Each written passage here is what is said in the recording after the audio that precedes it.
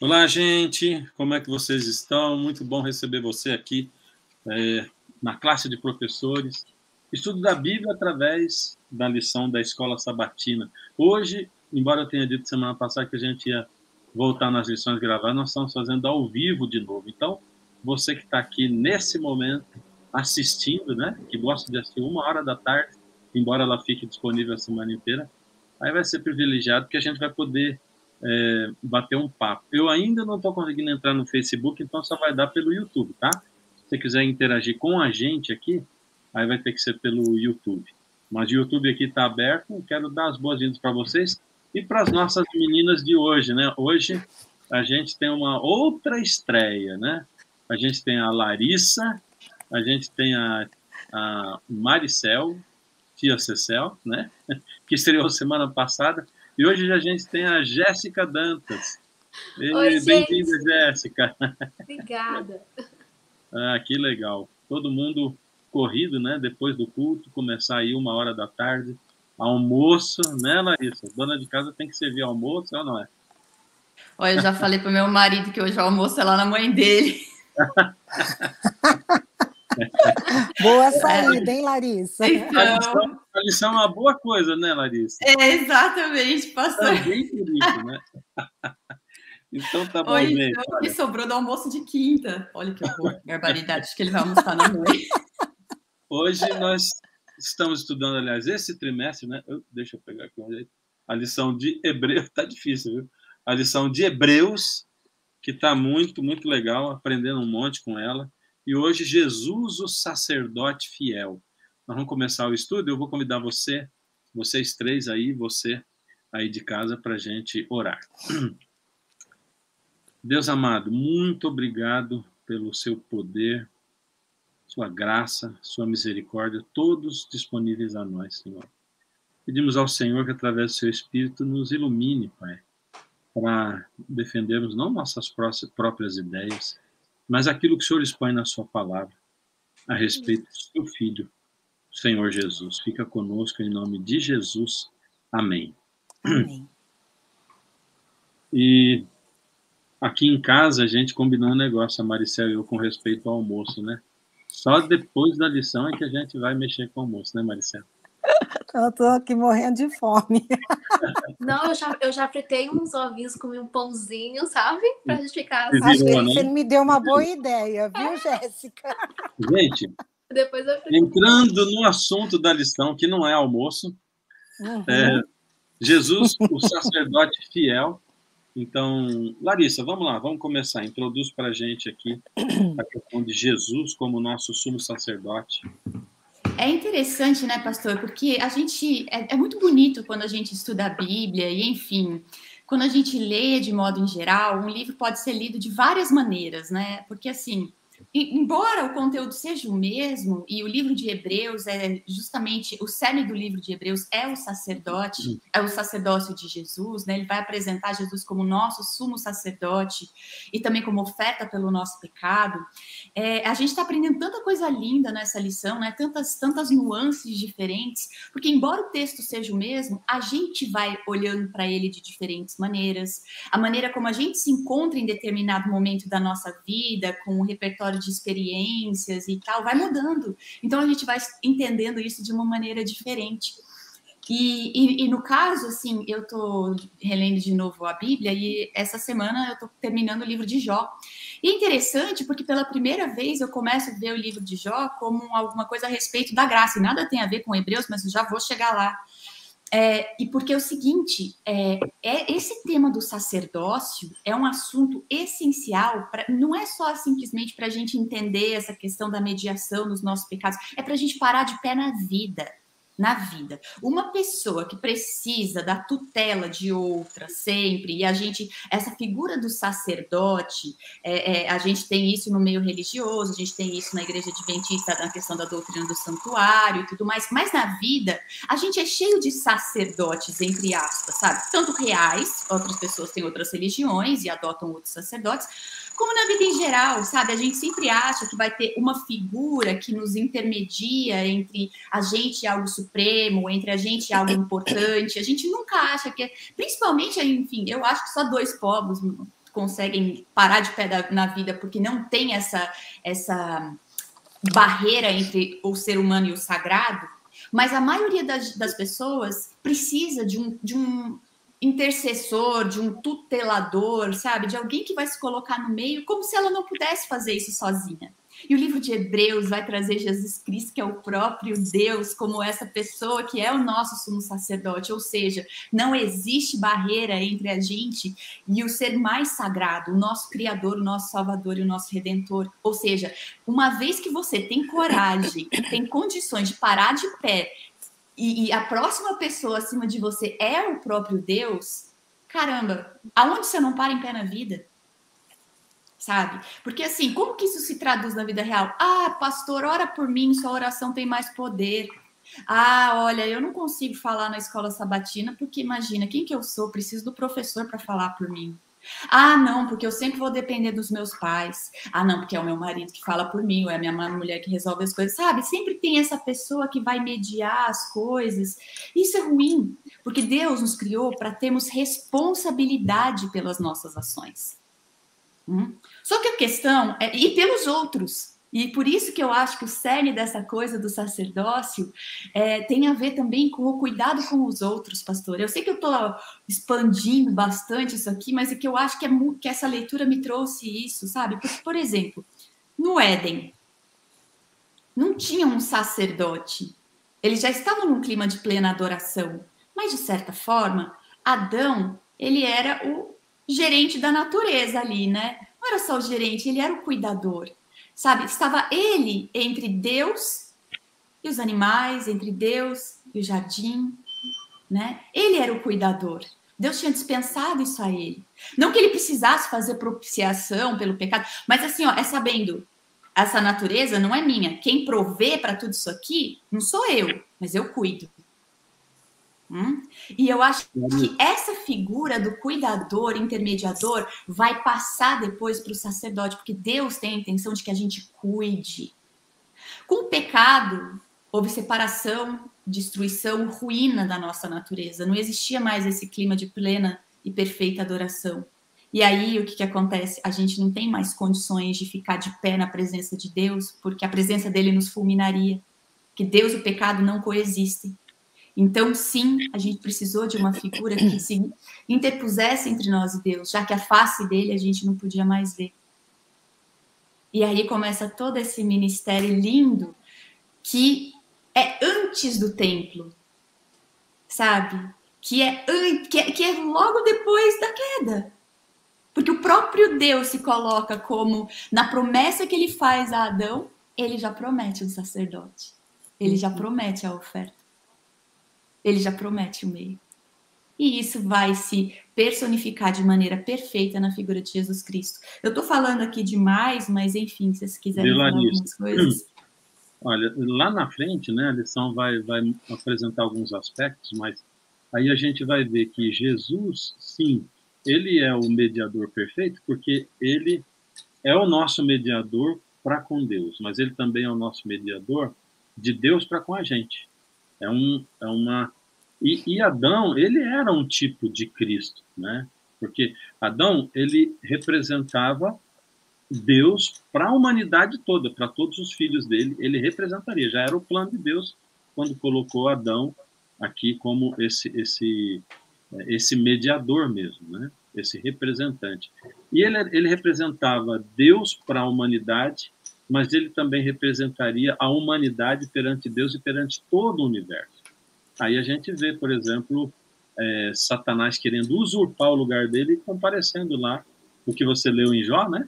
Diante daquela reunião onde Deus reúne todos os seus filhos. E você está vindo de onde? Eu estou vindo da minha posse, né? De onde eu sou soberano, eu estou vindo de rodear a terra.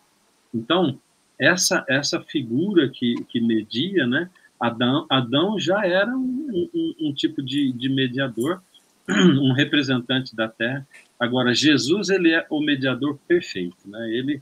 Aí ele assume todo o papel. Por isso que tem a necessidade de ter esse segundo Adão, como Paulo fala também, né? Um segundo Adão. Aproveitando aqui a deixa que a Larissa colocou, ela foi falando e eu fui me lembrando de algumas coisas que a a gente lê, só que agora eu não me lembro onde que eu li, tal, eu sei que é uma citação de Ellen White, e você falou aqui a responsabilidade pelas nossas ações. Qual é o papel do sacerdote, né? Que o sacerdote está em vários pontos da nossa vida, na realidade. E certa vez, uma citação de Ellen White, ela diz que o pai é o sacerdote do lar. Então, eu acho muito linda essa figura, né, do pai como sacerdote do lar, porque ele acaba sendo o mediador, logicamente, a mãe também, mas cada um na sua função de maneira diferente, mas ela é muito firme em dizer que o pai é o sacerdote do lar. É a responsabilidade do pai levar Deus para os seus filhos. Eu acho isso tão forte e tão significativo que não deixa de ser um símbolo também, uma representação e uma figura do que é o sacerdote nessa lição. E também apresentar os filhos diante de Deus, né? Exatamente. Essas duas vias, né? Apresentar Deus para os filhos e os filhos e a esposa, né? A família, diante de Deus. E isso é uma responsabilidade. Delegar, né? Exatamente. Só que isso é muito fácil a gente confundir como uma figura de poder. E a gente vai ver isso personificado, ou seja, porque essa pessoa que necessariamente fica como um embaixador entre uma coisa importante e as pessoas que não têm o acesso direto, pode ser visto tanto pelas pessoas como entender a si mesmo, como mais poderoso. Afinal, ele tem um acesso VIP ao que é mais importante, sabe? E isso faz com que as pessoas, né, tipo, se prostrem diante de líderes políticos, filosóficos, religiosos e qualquer outra coisa, sabe? O ser humano, ele tem essa propensão. Isso é muito complicado, né? Isso é muito complicado. E aí, o que acontece? Uma vez que a pessoa se entende como depositária de algo sagrado, ela detém um poder. E isso se personificou, e eu acho isso interessante, no Egito, na figura do faraó. O faraó, ele não era só o rei, era o rei, ele era o sacerdote, e ele era o governante, ou seja, ele era tudo. O chefe militar, ele era essas três coisas: o chefe militar, o sacerdote e o rei. Então, imagina, isso é antes, né, de Abraão, enfim, todas essas coisas. Não, perdão, já antes do templo, né, que eu quero dizer. Você já tinha uma figura de sacerdote, um sacerdote egípcio, de contrafação, entende? Ou seja, não era uma coisa estranha ao povo de Deus a ideia de ter um sacerdote, mas Jó, pastor, de novo voltando, ele intercedia pelos seus filhos. E toda a confusão dele é quando os amigos dele começam a falar assim para ele, né, você tem pecado, não sei o quê, e a gente vê isso muito bem, mas basicamente esses defensores de Deus, eles estão colocando em dúvida o que Jó conhecia de Deus por ele mesmo. Jó parava diante de Deus. Ele era intercessor para os seus filhos. Isso antes de ter nada de sacerdócio, o primeiro livro da Bíblia a ser escrito. Então, assim, o convite de Hebreus, através do nosso sumo sacerdote Jesus Cristo, é que nós tenhamos a experiência de Jó de falar diretamente com Deus Altíssimo. Amém. Isso é uma coisa que eu penso muito, né? Porque eu sempre digo que quando Jesus se refere... Jesus tratou com gente de muitas classes, né? Ele tratou com pescadores, cobradores de impostos, com prostitutas, ele tratou com pessoas de outras nações, no caso os samaritanos, né? Mas a classe com a qual ele era mais duro como classe social eram os líderes religiosos, né? Essa classe foram as classes com as quais ele foi mais duro. Fariseus, saduceus, e também com o sacerdote, o sacerdote que o julgaram e tal, ali na liderança. Então, eu penso muito para mim, né, que é muito perigoso, porque quando você convence as pessoas de que você vamos dizer, tem mais autoridade, detém maior poder por causa da posição religiosa, o pior você já fez com você, porque você convenceu a si mesmo. E esse é o pior que você poderia fazer. Quando você convence a si mesmo disso, e eu vejo isso, eu posso fazer isso liderando a comissão de igreja, por exemplo, né? Quando eu lidero a comissão da igreja, se eu faço prevalecer a minha vontade, né? E assim, qualquer comissão, uma comissão de nomeações, uma comissão de associação, numa plenária, união, divisão, seja lá o que for, né? Então, são modos. Mas nós somos chamados, como pequenos sacerdotes do lar, para nos entregar também, porque o que Jesus fez de mais importante foi entregar-se a si mesmo, né? Como cordeiro e como sacerdote, interceder. Vamos lá, Jéssica, você está aí com a segunda ordem de Melquisedeque. Não é muito simples isso aqui, não, Eu né, tô Jéssica? só aprendendo aqui, viu? Todos Gente, nós. eu acho incrível as intervenções de Deus. A forma como ele, mesmo assim, mesmo com pecado, ele sempre mostrava a possibilidade de nós estarmos unidos com ele. E teve um sacerdote que fez um papel incrível, e tanto que Paulo teve questão de falar dele novamente, né, no livro de Hebreus, que foi Melquisedeque. Melquisedeque, esses nomes tudo grande, olha, gente, esses nomes. Ele teve um encontro muito interessante com Abraão. Abraão veio de uma guerra. Eu fico imaginando eu voltando de uma guerra, cansada. Sabe, aquela situação que Ló estava enfrentando, aí era rei, era aquela disputa, aquele caos no coração, e ele venceu a guerra e ele voltou. Chegando, ele encontra Melquisedeque. E Melquisedeque, ele vai lá, entrega o pão e o vinho, faz toda aquela oração, abençoa Abraão, e Abraão, por gratidão, doa os 10%. Eu estava aqui lendo que Melquisedeque, a palavra Melquisedeque, significa rei da justiça. E ele era rei de Salém, que significa paz. Tipo, rei da paz, o príncipe da paz. Então, quando Paulo, com certeza, descobriu essa história, ele começou a ler sobre Melquisedeque, ele, nossa, tem muito a ver com Jesus? Tem muito a ver com ele? Aí, pula lá pro Hebreus 7, né? Hebreus 7, de 1 a 3. Que fala sobre, após a bênção de Melquisedeque, Abraão entregou a 10ª parte. Só que vale ressaltar o seguinte, Melquisedeque, ele fez o papel de sacerdote. E Deus e Jesus estava com ele. Deus usou vários sacerdotes ao longo da história, usa até hoje. Quem são os sacerdotes de hoje? Quem são? Coloque aí nos comentários. Quem são os sacerdotes de hoje? E Melquisedeque fez o papel dele. Mas também Deus, Jesus, ele sempre fez, no decorrer da história, o seu papel também. A diferença é que Melquisedeque, ele tinha pecado. E Jesus nunca terá pecado. E eu acho muito interessante porque Melquisedeque, ele não era Cristo, mas ele era a voz de Deus no mundo, representante do Pai. E eu lembro muito do meu pai, assim, para mim o meu pai é o sacerdote da casa. Ele é a pessoa que eu vejo, ele é que resolve as coisas, juntamente com a mãe, que é auxiliadora dele. Mas eu vejo as famílias, todo mundo. Eu estou sozinha aqui, hoje eu vivo uma vida longe dos meus pais. Eu também posso me tornar sacerdote dele, cumprindo a vontade dele, através do Espírito Santo que falando comigo todos os dias. Então, Deus, ele nunca esqueceu da gente. Ele nunca esqueceu que, por mais que nós estejamos aqui neste mundo enfrentando uma guerra, Deus, ele nunca esqueceu e ele sempre vai enviar mentores, pastores, pessoas que possam também representar Cristo aqui. E nós somos cartas. E nós também temos a possibilidade, e com certeza Deus, ele quer isso de nós, que sejamos sacerdotes, sacerdotisa, enfim, a todas as nações. O sacerdócio eleito, né? É o que a Bíblia vai chamar, sacerdócio de todos os santos.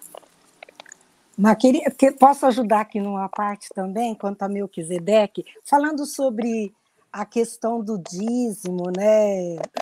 Que Abraão, na época ainda, né? Levou até Melquisedeque o dízimo, né?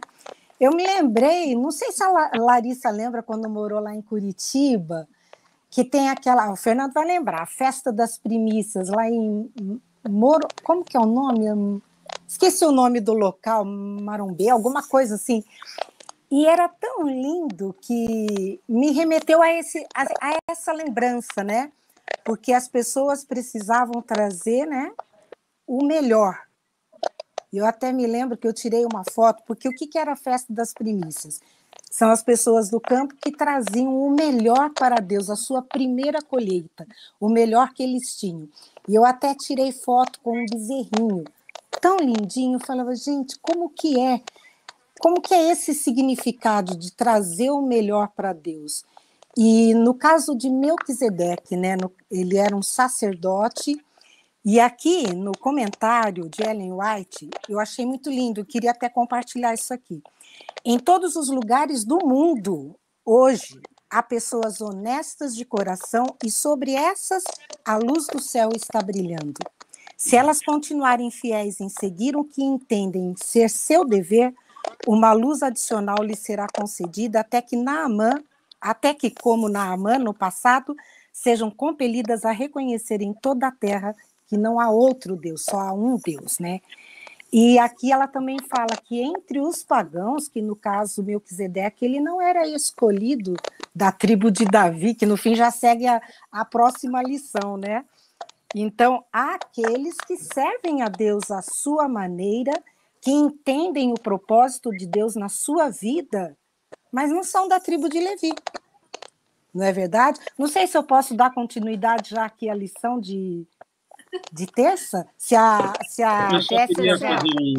só queria fazer um comentário, né? Você quer Tá, falar, Jéssica? Eu também queria só dar um detalhe. Pode falar. Antes do sacerdote fazer o papel de apoiar, de amparar, de abençoar, de cuidar daquele povo, eu acho que o dever dele era se preparar para isso. Às vezes nós estamos tão preocupados em fazer algo bom para as pessoas, né? Cuidar das pessoas, mas eu acredito que o sacerdote ele tinha todo um ritual, ele tinha toda uma conexão com Deus para que ele pudesse externalizar isso para as pessoas. Eu acredito muito no poder da gente se preencher para depois a gente dar. A gente volta para Deus, se enche novamente, e o papel do sacerdote, um dos principais, é se encher de Deus, se encher daquilo que é melhor. Que pode ser as primícias, né? O início. O que eu quero, não, eu vou entregar aqui, eu vou estudar isso. E é o princípio de tudo, é o principal. Como vocês citaram aí, né? Hoje o sacerdote é de todos os crentes, né? Não é de um pastor ou de um líder, ele é de todos os crentes. Todos nós somos chamados a ser sacerdotes, né? Nós estamos indo para uma parte mais prática, né? Mas eu acho interessante isso, né? A teológica está na lição, tem mais coisas teológicas, mas nós estamos para uma parte prática, né? Que a gente tem que abrir a nossa mente para o fato de que todos podem nos ensinar. E Deus pode falar através de qualquer pessoa conosco, né? Então, isso é muito importante para nós. Deus apresenta um sacerdócio de todos os crentes, né? Todos nós recebemos essa incumbência de sermos sacerdotes perante o mundo, né? Perante as pessoas, perante os que não conhecem e tal. E sempre também respeitando os que não conhecem, não nos achando melhor que eles, né? Porque do mesmo jeito que o sacerdote não tinha a função de se achar melhor que o povo, nós, como sacerdotes de todas as nações, sacerdócio real de Cristo, não podemos nos achar melhor do que aqueles que não conhecem, porque se a gente tiver os olhos abertos, quando a gente começa a achar isso, a gente começa a aprender um monte de lições maravilhosas de gente que não conhece nada e faz melhor do que nós mesmos fazemos. Então, a nossa função é mesmo de servo, né? Mas eu queria destacar também nessa parte de segunda aqui, que ali em Hebreus, Paulo ele aproveitou o silêncio sobre o surgimento de Melquisedeque, né? O aparecimento, o nascimento dele, de onde ele era e tal, e ele colocou Jesus ligado a Melquisedeque. Ele não colocou ligado a Arão. A primeira coisa que se pensa, mas o primeiro sumo sacerdote não foi Arão? Aí Paulo diz, não, se fosse Arão, ele ia estar ligado a um sacerdócio que morre, né? Que não é eterno. E aí Paulo vai e coloca com Melquisedeque, que está lá silencioso, né? E a gente sabe que não é Cristo. Algumas pessoas se confundem com isso aqui, né? Ele era mesmo um sacerdote, tal, mas Paulo diz assim, Jesus é sacerdote de uma ordem eterna, né? Ele não teve começo nem fim. A gente pode sim, Larissa, pode falar, depois a gente já vai para a terceira. Então, pastor, é que eu fiquei imaginando a cena, a Jéssica estava narrando tão bem, né, Abraão voltando da guerra, indo adorar, e de novo, assim, isso me abriu a cabeça, porque era o que eu estava pensando desde o começo.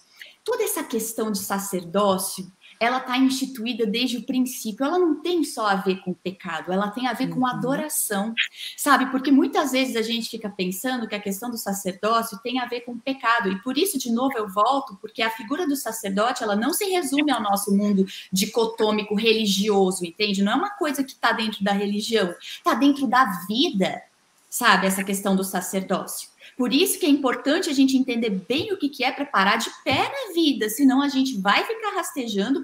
E digo mais, isso é uma questão de vida e morte. Não é só aceitar Jesus dentro da esfera da religião, é entender o que isso significa para se responsabilizar pelo que é a nossa parte, lançar sobre Jesus o que a gente não consegue fazer, porque daí isso entra assim na esfera do grande conflito, mas a questão do sacerdócio é celebrar a Deus, a gratidão, é uma maneira como o sagrado opera, é o reino de Deus, porque na verdade assim, ó, você entender, Abraão queria fazer um culto com alguém, na verdade era isso, ele queria fazer um culto com alguém, e ele achou esse Melquisedeque, ele queria agradecer, ele tinha ganhado uma guerra, sabe, ele queria celebrar. E a gente esquece disso, porque a religião fica uma coisa tão mecânica, tão compartimentalizada, né? E só que a essência da adoração é isso, é a celebração, é lembrar, eu não podia sozinho, tem alguém maior, que bom que tem alguém aqui comigo, né? Se eu fiz alguma coisa de errado, vamos orar, porque a Bíblia nos exorta a orar uns pelos outros, confessar os pecados uns pelos outros, porque é pedagógico para a gente, né? Então, assim, era a questão de celebração, de gratidão. O sacerdote, por sua vez, ele entende que ele não é depositário de nada maior que de Deus, que ele é só veículo da bênção de Deus. Entende? Ao mesmo tempo, ele é responsável, ele cuida, ele tem que ter esse amor e cuidado. Humildade, né?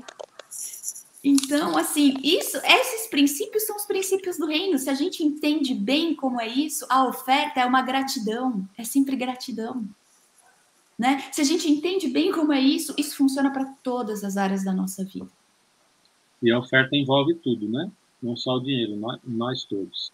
Inclusive Maricel. A nossa coisa ruim, né, pastor? Porque daí veio o sacerdote perfeito. A gente tem que oferecer tudo. Jesus não veio pedir só o que eu tenho de bom, ele veio pedir tudo. Porque a gente não tem condições mais de parar de pé diante de Deus, senão a gente vai ser fulminado. É verdade. Mas é essa questão mesmo, né? É uma forma de gratidão, né? Um reconhecimento ao que tudo que ele faz por nós, fez e ainda faz, né? Mas seguindo aqui no sacerdote eficiente, melhor que Jesus não existe, né? Porque a Bíblia é muito clara em dizer que os sacerdotes, né, da linhagem, né, de Arão, os levitas, né, eles eram imperfeitos. Então, por mais que as pessoas trouxessem ali os seus pecados, né, e ele era o intermediário para levar esses pecados, eram pecados como figurativos. E aqui até eu achei interessante, na parte do comentário de Ellen White, fala assim, ó, quando o sumo sacerdote entrava no lugar santo, representando o lugar em que o nosso sumo sacerdote está agora intercedendo, oferecia sacrifício sobre o altar, nenhum sacrifício propiciatório era oferecido fora. Olha como que o povo ficava, eles ficavam intercedendo, eles ficavam em contrição do lado de fora, pedindo perdão por esses pecados. O tipo aí encontrou o antítipo, né? E isso daí foi feito há milhares de anos, né, como lições para ensinar o povo o que viria lá na frente, que só com o derramamento de sangue é que há remissão pelos pecados. E aí, então, a gente vê a história de Jesus, né, que através dessa história de Cristo na cruz, ele fez o único sacrifício que é de todo valor, né? Então, aqui vem até aqui, por que houve necessidade de mudar a lei? Porque aquela lei dos sacerdotes da tribo de Levi, elas eram sem valor. O que teve valor foi o sacrifício de Cristo. Esse sim foi o verdadeiro perdão de pecados, né, para toda a raça humana, né? Com a morte de Cristo, a gente vê que terminou aquele serviço tipológico, né? Eu não sou muito estudiosa nesse assunto de tipologia, essas coisas todas, mas aí a gente vê o quanto era tão simbólico e tão profundo, né, a figura do sacerdote no tempo de Moisés, e aí então Deus já querendo mostrar para o povo, como a Larissa já falou desde o início, isso daí não é um planejamento para aquele tempo, não, já estava planejado lá atrás, né? E Deus veio, através de Jesus, nós temos toda essa certeza dos nossos pecados perdoados, né? E eu vejo aqui que em tudo Deus desejava que o povo lesse o seu próprio propósito, né, para com o ser humano, de que era, através do seu sangue, ter o verdadeiro perdão dos pecados. Aqui também eu achei interessante uma parte aqui, a vinda de Jesus também implicou uma mudança na lei dos sacrifícios. Ele mudou a lei do sacerdócio, certo? Os pecadores eram obrigados a trazer diferentes tipos de sacrifícios para obter expiação. Mas ao vir Jesus e oferecer um sacrifício perfeito, então, que é a essência dessa parte da lição, esse é o serviço eficiente, ele trouxe o sacrifício perfeito. Eu creio que seja isso. Se tiver mais alguma contribuição aí quanto a isso, quanto a esse assunto, né? Exatamente sobre isso que você acabou de falar aí, né? É porque a gente, às vezes, pega umas manias que um fala, outro fala, e a gente vai repetindo coisas erradas, né? Então, algumas vezes, para poder justificar a lei dos 10 mandamentos, a gente diz assim, a lei dos 10 mandamentos não foi abolida. A lei que foi abolida foi a lei do sacerdócio. De sacrifício, sacerdócio. Mas isso é errado também. Essa lei não foi abolida, né? Ela foi apresentada por Jesus, foi cumprida por Jesus, né? Nesse sentido aqui, parou de haver o sacrifício, porque foi feito um sacrifício perfeito. Aquele sacrifício perfeito que foi feito, ele supriu toda a necessidade de um sacrifício. Mas essa lei, ela ainda continua, porque Jesus continua sendo o nosso sumo sacerdote, né? O sumo sacerdote perfeito. Então a gente tem que lembrar dessa coisa. Não, ele não veio abolir aquilo ali, embora tivesse sido modificado. E quando fala aqui assim de que o sacerdote tinha que ser da linhagem de Levi, mas Jesus ele era da linhagem de Judá, né? De Judá. E aí aqui o autor diz assim, que Deus mudou isso também, né? Eu fiquei pensando, agora isso que eu vou falar é só conjectura, tá? Não é teológica, me surgiu isso aí enquanto eu estava estudando a lição e não fui atrás para ver, mas eu fiquei pensando, será que já não era o plano de Deus que desde o começo os sacerdotes fossem da tribo de Judá? E se a gente ficar pensando como é que os de Levi se tornaram, foi por causa da adoração, né? Da posição deles e da adoração, que a Larissa tinha citado, né? Todos os outros erraram na adoração, menos os de Levi. Quem sabe Deus já tinha no seu coração que os de Judá fossem, e aí viria, né, a descendência de Davi e tudo mais, aí até Jesus. Porém, naquele momento, os de Levi foram aqueles que se dispuseram a abrir o coração e se conectaram com Deus da maneira correta. E, pastor, pois é porque assim, eu acho, ontem eu estava ouvindo Eu entrevistei uma pessoa, né, que é um entrevistador, e aí ele teve um livro de entrevistas, e ele diz que uma entrevista é como se fosse uma fotografia, né? Que assim, você tira uma fotografia, a pessoa está numa pose de um jeito, você pode voltar 2 minutos depois, você não vai conseguir tirar a mesma fotografia. Eu acho que as histórias, elas são assim. E aí, você falando, né, e só voltando aqui na lição do Melquisedeque, porque fala que não tinha pai nem mãe, a Bíblia omite isso, não necessariamente que ele não tinha, não é que é um ser extraterrestre, é que o autor decidiu omitir isso para dizer, não importa, porque nesse momento, Paulo, vamos lembrar, Paulo, ele é da casta religiosa da época, entendeu? Onde isso é imprescindível, onde a genealogia e o pedigree religioso fazem toda a diferença. Mas lá na frente não, lá atrás não precisava, como não precisa. A foto do tempo no Sinai foi a tribo de Levi, mas é tão interessante porque a Bíblia não nos deixa nenhum motivo para orgulho, porque os mesmos levitas se aproveitaram dessa oportunidade, aí você vê todos os filhos dos sacerdotes, que tragédia, Nadab e Abiú, os filhos, né, de Eli, todo mundo, aproveitou um pouco dessa possibilidade de poder, vamos lembrar, eu lembro que assim, uma coisa que sempre me impressionou foi quando eu visitei uma vilazinha pequena lá dos Estados Unidos, da fundação, e era tipo um monte de agricultores, só a casa do pastor era bonitinha e tinha uma varanda na frente. Por quê? Porque era ali que todo mundo ia se reunir e ele, que não precisava ir para a roça, plantar e colher, recebia a colheita das pessoas porque ele tinha que ter o tempo dele para alimentar a congregação com fé. Ou seja, alguém tinha que fazer alguma coisa para ele também fazer de volta. Cuidavam dele para que ele cuidasse dos outros, sabe? É essa coisa assim. Então, o sacerdote, mesmo no templo, e a ele eram concedidos privilégios, comia carne, né? Fazia as outras coisas que os outros não faziam. Comia carne boa, de primeira, né? Mas aí o que acontece? Não era para ele, ele não era o favoritinho de Deus. A tribo de Levi não era, foi só esse snapshot, foi só essa fotografia no tempo que eles decidiram se contaminar com a adoração, porque sacerdócio tem a ver com a adoração. Para quem que você leva a sua oferta? E aí eu fiquei pensando mais uma coisa, desculpa que eu estou muito falastrona, mas assim, a oferta, eu posso estar simplificando demais. Nada, depois de você a gente termina a lição na terça.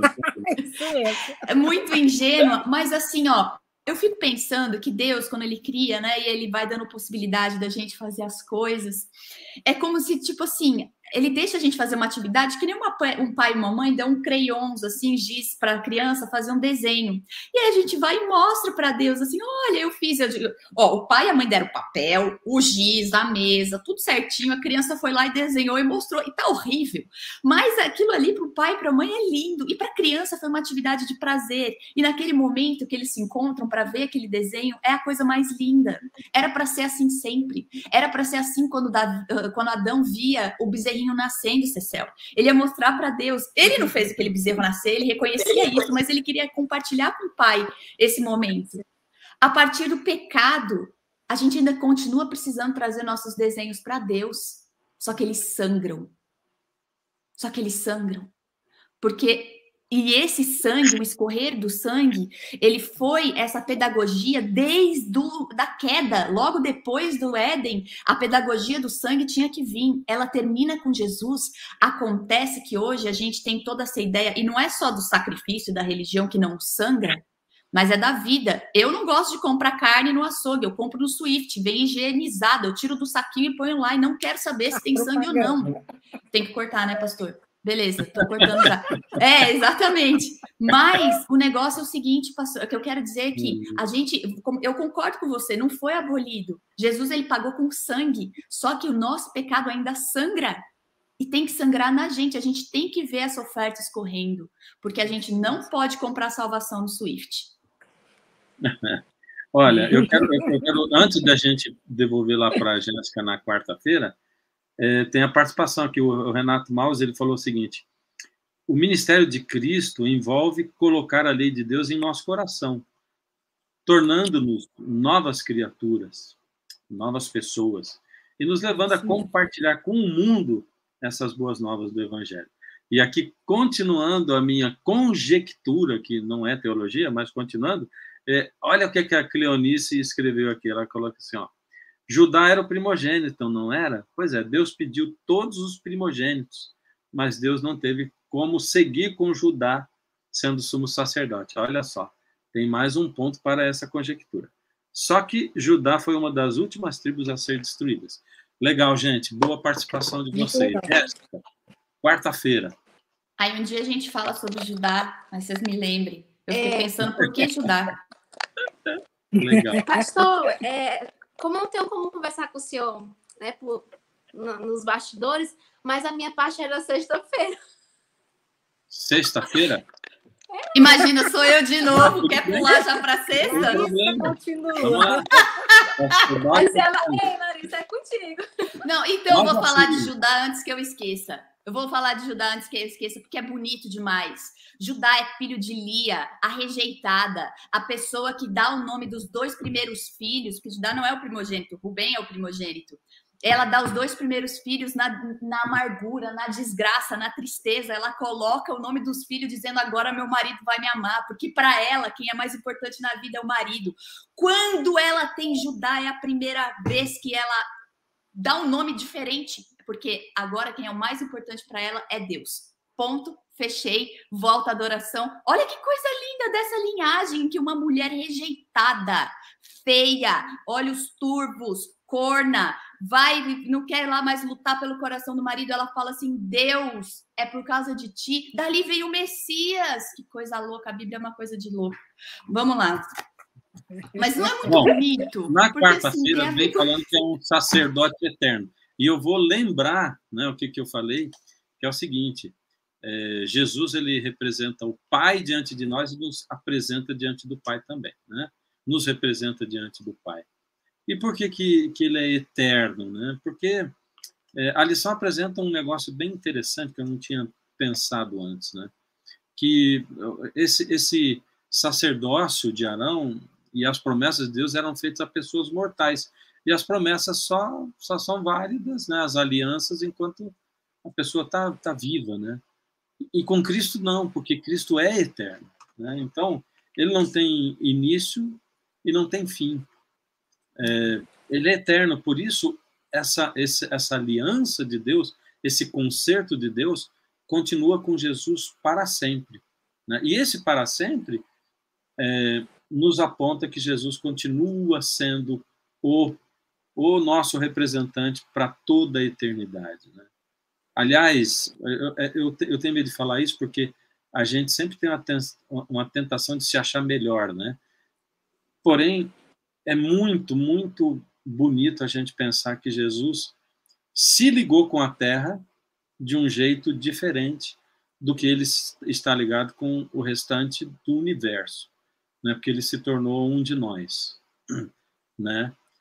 Porém, só para a gente, e isso seria um motivo para a gente ser orgulhoso, né? E ele promete morar a eternidade, quer dizer, o local de habitação de Deus já não é o céu, mas a terra da segunda volta de Jesus em diante, ou depois do milênio em diante, aí acaba sendo a terra, quando a nova Jerusalém desce aqui na terra, né? Porém, para a gente não ficar orgulhoso, é que Jesus está ligado, sim, a nós, de um jeito diferente do que a todo o universo. Porém, ele está ligado a nós por causa do pecado que só nós produzimos e o resto do universo não, né? Então, vai ser sempre uma lembrança, né? O fato de Jesus carregar aquelas marcas, sempre a lembrança de que aqui nessa terra nós permitimos o mal entrar, mas que o nosso Deus foi tão maravilhoso que ele entrou, se ofereceu como cordeiro, se tornou um de nós e nos representa diante de Deus para a eternidade. A questão da salvação é que Deus vai estar sempre interessado, não, eu vou dizer assim, Deus está interessado em saber quem é que quer viver a eternidade com Ele. Por isso toda essa coisa de mudança, de assumir aquilo que, deixar Jesus viver em nós e através de nós, né? É porque Deus só está interessado em saber quem quer viver a eternidade com Ele, né? E se a gente quer viver a eternidade com Ele, a gente tem que acabar gostando das coisas da eternidade, né? Uhum. E só vai gostar se a gente estiver pertinho dele. Porque não adianta nada a gente falar em eternidade. Eternidade nós vamos morar no céu, né? Nós vamos estar na presença de Deus, nós vamos estar ali. Como eu sempre penso, e até disse algumas vezes em sermões, né? Era legal Deus estar morando no meio do povo ali, era legal, mas incomodava um bocado também, né? Tinha um monte de leis e coisas, porque Deus estava presente, né? Tinha um monte de regras, né? Para se aproximar do santuário, para levar a arca, para tudo mais, né? Então, a gente só vai gostar de viver a eternidade quando a presença de Deus não incomodar a gente. Enquanto incomodar, a gente não vai gostar da eternidade, né? Vamos para quinta-feira? Larissa! Não preciso mais falar, pastor. Eu acho que é só o sacerdócio sem pecado. E aí, quando a Cecel estava falando essa questão do dia da expiação, eu sempre lembro da explicação do pastor Edson, sabe? Quando ele descreveu como era o dia da expiação e como as pessoas elas ficavam tremendo de medo, sabe? Porque se o sacerdote tivesse algum pecado, imagina, ele é quem está levando o pecado de toda a congregação para entrar no lugar santíssimo, aonde está a presença de Deus, aonde não pode haver pecado. Ele precisava passar por um ritual todo de purificação. E olha que coisa demais, assim, como que Deus aceita? Porque o sacerdote não deixava de ser, mesmo o sumo sacerdote não deixava de ser pecador.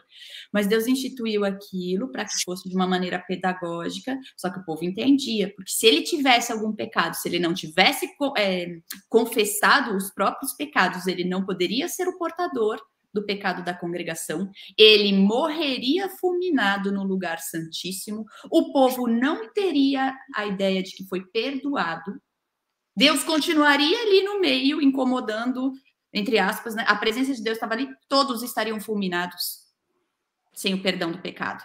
E acontece que o sacerdote, ele levava uns sininhos na beira da barra da calça, da roupa, né? Da roupa dele.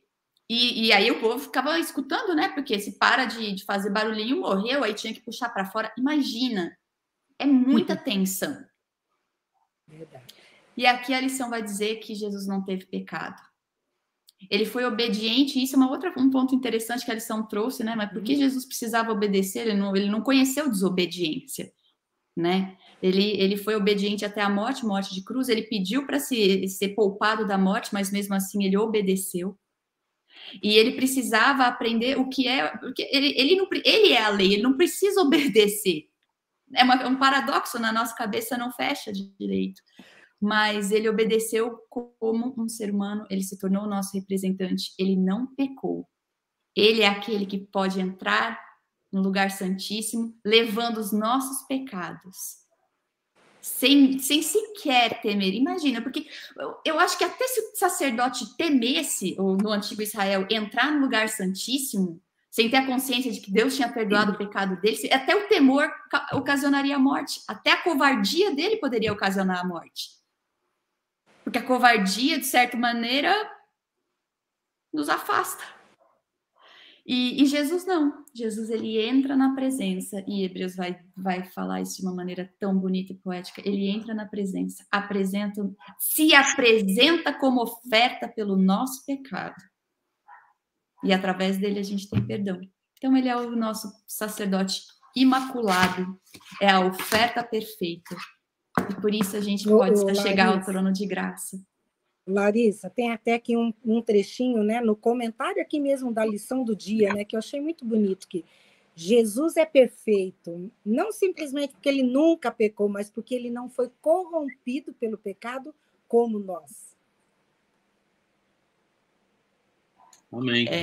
Eu queria comentar um negócio que a lição aqui diz, porque diz que ele é apresentado como o cordeiro sem defeito, né? E eu queria pegar um ganchinho assim, a lição não está falando exatamente sobre isso, mas esse sem defeito, que é o cordeirinho, não podia ter nenhum defeito físico e tal, e a gente vive pegando coisa da Bíblia e que é ensinamento de Deus para aplicar de jeito errado. E as pessoas lá de Israel acabaram pegando isso e elas também jogavam isso para o ser humano, né? E aí pessoas que tinham defeitos físicos, deficiências e tal, eram consideradas pessoas de segunda categoria, né? A gente não pode incorrer no mesmo erro de achar que os seres humanos são diferentes. Deus não estava falando aqui que ele não gostava de quem não tem defeito. Ele estava dizendo só que aquele cordeiro, ele representava um cordeiro que não tinha pecado, para as pessoas entenderem que não é qualquer pessoa, qualquer ser humano, ou qualquer ser do universo, ou qualquer anjo que poderia se oferecer no lugar do homem. Teria que ser alguém isento de pecado e que pudesse se colocar no... E aí é que o Espírito Profecia diz que somente Cristo se encaixava naquele perfil. Então a gente tem que tomar muito cuidado, né? E até para não dizer que a Bíblia ela faz diferenciação, que Deus isso, que Deus aquilo, né? O propósito, isso aqui tinha um propósito muito específico, né? E a gente precisa lembrar dessa coisa. Maravilha. Alguém quer comentar mais alguma coisa aqui sobre quinta-feira? Eu vou comentar aqui que o Renato escreveu: Cristo é perfeito não simplesmente porque nunca cedeu ao pecado, mas porque ele não foi corrompido pelo pecado como nós, né? É interessante isso, né? Sim, ele não cedeu ao pecado, mas ele não foi corrompido pelo pecado em nenhum momento. Podemos voltar em você, Jéssica? Agora tem permissão? Sim. Então vamos lá. Nós somos espetáculos para o mundo afora, para os anjos. E tem um telespectador que é super empolgado, está louco para saber as nossas fraquezas, que é Satanás, que é o nosso inimigo. A gente entende tudo isso, né? Que Deus, ele é o nosso intercessor, ele é o nosso sacerdote. Ele veio aqui morrer por cada um de nós. Mas que a gente nunca possa esquecer isso, que ele veio. Porque o papel do inimigo é nos afastar dele. A gente não entender isso, de perder de vista aquilo que ele fez por cada um de nós. E realmente, Jesus é a pessoa ideal para ser o nosso sacerdote.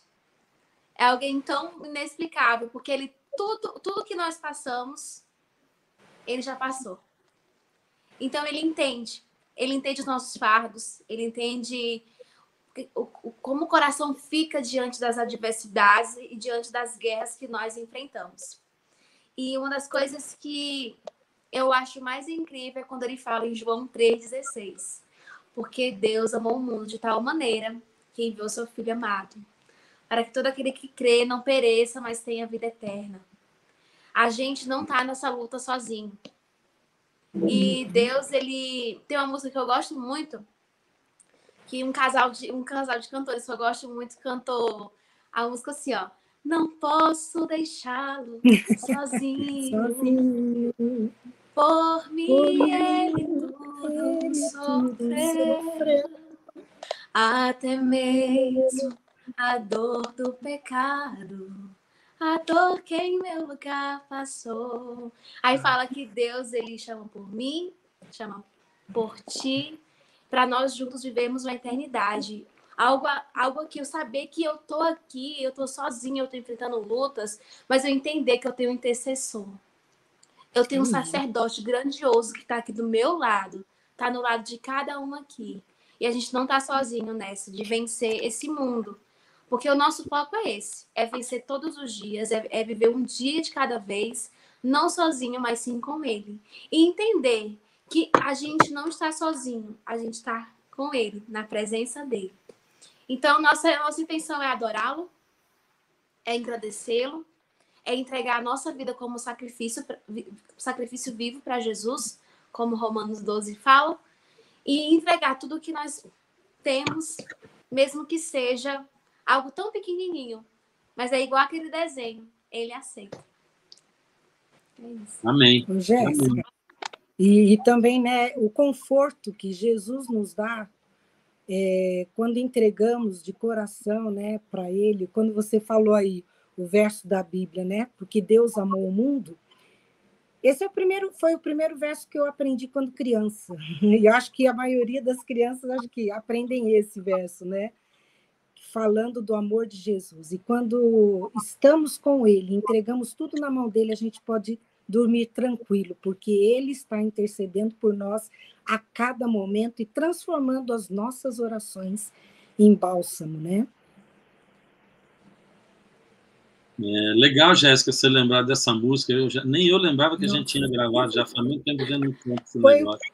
Olha, deixa eu só contar um detalhe sobre essa música. Toda vida que eu volto no Ceará, eu morei em Curitiba há 4 anos, estou aqui morando em São Paulo, mas eu sou cearense.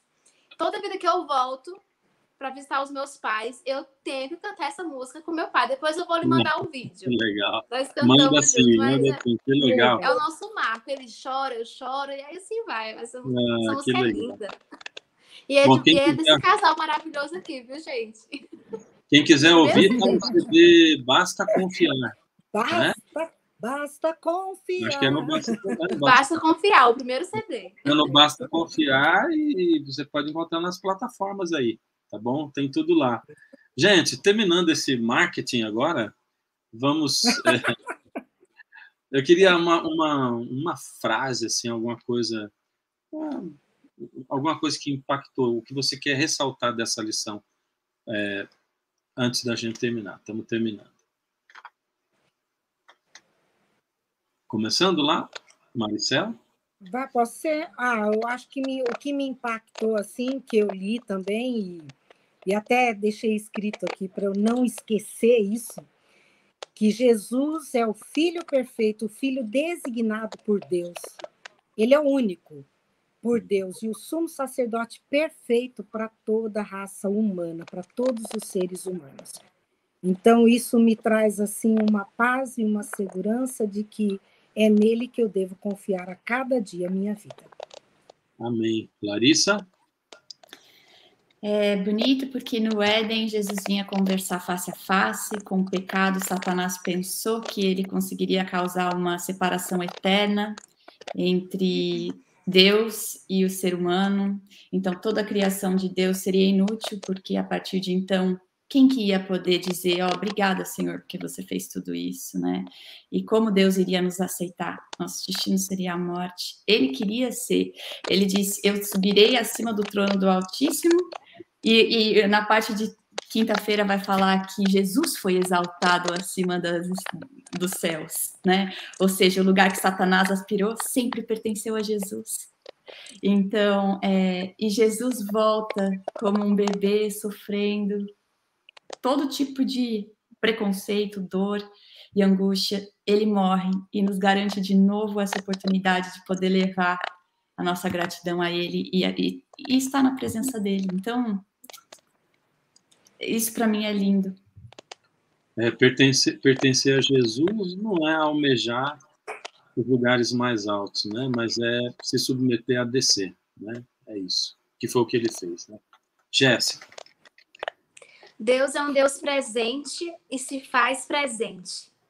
E o desejo dele é que nós estejamos presentes para sempre com ele no céu. Eu acho que em toda a história ele se fez presente e ele está presente. Não só por agora, mas sim para sempre. A presença dele é tudo na nossa vida. Amém. Gente, obrigado pela sua participação, aí vocês que comentaram, que assistiram ao vivo, né? Compartilhe o nosso link com outras pessoas, tá? Para que outros também possam ser abençoados por esse estudo. Obrigado aí vocês, Larissa, Jéssica, Maricel, que participaram conosco também, tá bom? A semana que vem a gente está de volta, né? No sábado, 13h, mas continua durante toda a semana a lição aí disponível para você poder acessar. Deus abençoe. Vamos fazer uma oração antes de terminar e eu vou pedir para Maricel orar com a gente. Vamos lá. Querido Pai, obrigado por esses momentos, Senhor, que passamos aqui, estudando a Tua Palavra e aprendendo cada vez mais de Ti, como nosso sumo sacerdote, quem está intercedendo por nós, cuidando de nós, se preocupando conosco a cada instante, Senhor. Entregamos nossa vida nas Tuas mãos, que o Senhor nos use para que possamos ser sacerdotes nesta terra, iluminando e brilhando na vida de outras pessoas também. Obrigado por Tua vinda, por Tua morte e pelo perdão dos nossos pecados. É o que pedimos e agradecemos em nome de Jesus. Amém. Amém. Deus abençoe vocês. Fiquem com Deus, viu? Tudo de bom.